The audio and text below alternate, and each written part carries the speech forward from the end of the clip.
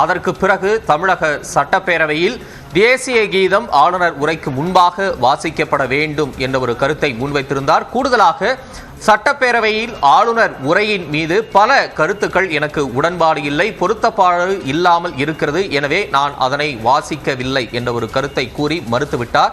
தொடர்ந்து சபாநாயகர் அப்பாவு அந்த உரையை முழுவதுமாக வாசித்த காட்சிகளை பார்த்தோம். சபாநாயகர் மரபை கடைபிடிக்கவில்லை என்று ஆளுநர் தரப்பு, குறிப்பாக தமிழ்நாடு பாஜக தரப்பு என்பது விமர்சன பார்வையை முன்வைத்திருந்தது. கூடுதலாக சபாநாயகர் அவை மரபுகளை மீறி நிதி கேட்டிருக்கிறார் வெள்ள நிவாரணத்திற்காக.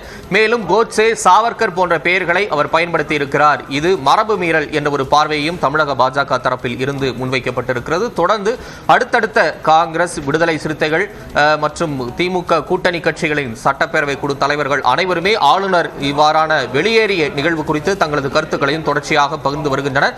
காங்கிரஸ் உள்ளிட்ட அனைத்து திமுகவின் கூட்டணி கட்சிகளும் தங்களுடைய கடுமையான எதிர்ப்பை பதிவு செய்திருக்கிறது. மேலும் தமிழ்நாடு சட்டத்துறை அமைச்சர் ரகுபதியும் தனது கண்டனத்தை பதிவு செய்திருக்கிறார்.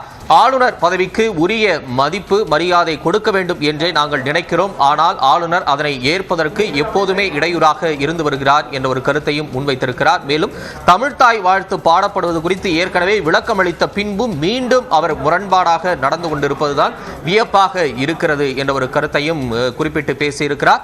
தற்போது நம்முடைய பாஜக மூத்த தலைவர், முன்னாள் மத்திய அமைச்சர் திரு பொன் ராதாகிருஷ்ணன் இணைப்பில் இருக்கிறார். வணக்கம் திரு பொன் ராதாகிருஷ்ணன். வணக்கம். இப்ப ஆளுநர் பேரவையில வெளியேறி இருக்கிறார். தேசிய கீதம் இசைக்கப்படணும் ஆளுநர் உரைக்கு முன்பாக.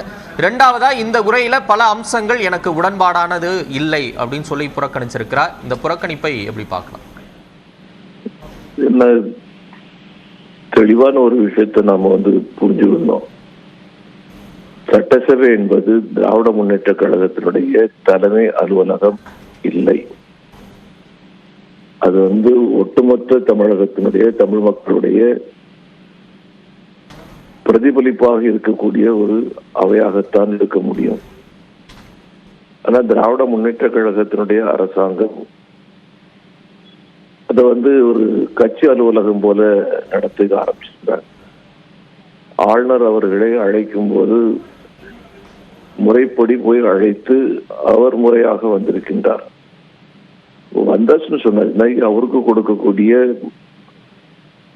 மரியாதைகள் அவையில் கொடுக்கப்படவில்லை என்று சொன்னால் அது எந்த வகையில் ஏற்றுக்கொள்ள முடியும்?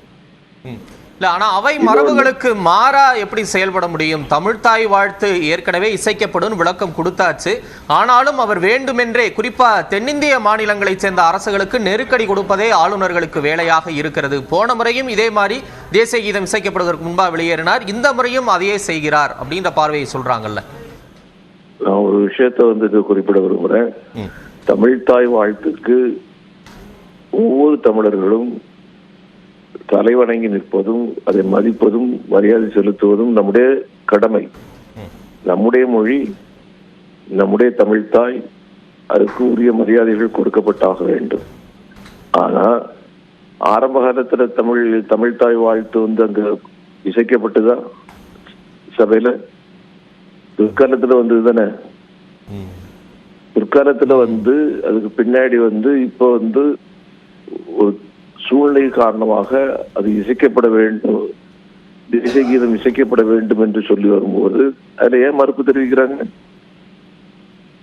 இது என்ன? ஏன் ஒரு அவையை ஒரு சபாநாயகரை ஒரு திராவிட முன்னேற்ற கழகத்தினுடைய அவைத்தலைவரை போல நடத்தக்கூடிய அளவுக்கு திமுக இருக்குது? இது அவமானப்படுத்துவது, ஆளுநரை அவமானப்படுத்துவதாகத்தான் நான் நினைக்கிறேன். இது ரொம்ப வன்மையாக கண்டிக்கப்பட வேண்டிய ஒரு விஷயம்.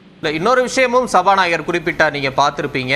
இந்த மாதிரி விஷயங்களை பேசுவதற்கு பதிலா 50,000 கோடி எங்களுக்கு வெள்ள நிவாரண நிதியா வாங்கி கொடுக்கலாம், கூடுதலா கோட்சே, சாவர்கர் வழி வந்தவர்களை காட்டிலும் தமிழ்நாடு சட்டமன்றம் சற்றும் இழைத்ததல்ல அப்படின்னு குறிப்பிட்டிருக்கிறார்ல. இப்ப ஆளுநருடைய செயல்பாட்டுக்கு சபாநாயகரின் இந்த பதிலை எப்படி பாக்குறீங்க? சபாநாயகர் தன்னுடைய பிற்காலத்தை, அவர் கடந்து வந்த பிற்காலத்தை முன்காலத்தை அவர் யோசிக்கிறது நல்லது. அவர் காங்கிரஸ்ல இருந்தவர், விடுதலை போராட்ட தியாகிகள் அத்தனை பேரும் மதிச்சவர். இன்னைக்கு திமுக இருக்கக்கூடிய காரணத்தினால பழையதையெல்லாம் மறந்துடும் சொன்னா நாளைக்கு காமராஜரையும் வெளியே தள்ளுவாங்க. சாவர்கர் அவர்களை பற்றி அந்த அவையில் எடுக்க வேண்டிய அந்த பேச்சு எடுக்க வேண்டிய என்ன தேவை ஏற்பட்டது? இது அவருடைய மாண்புக்கு சரியான ஒன்றா? ஒரு ஆளுநரை வைத்துக் கொண்டு இந்த மாதிரி பேசுறது வந்து அதுதான் மாண்பா? அவைத்தலைவருடைய மாண்பா? சட்டப்பேரவைத் தலைவர் தன்னுடைய கடமையிலிருந்து மீறி இருக்கிறாரு. அவர் சபையினுடைய தந்தை போல இருந்து நடந்திருக்க வேண்டிய ஒரு ஆள்.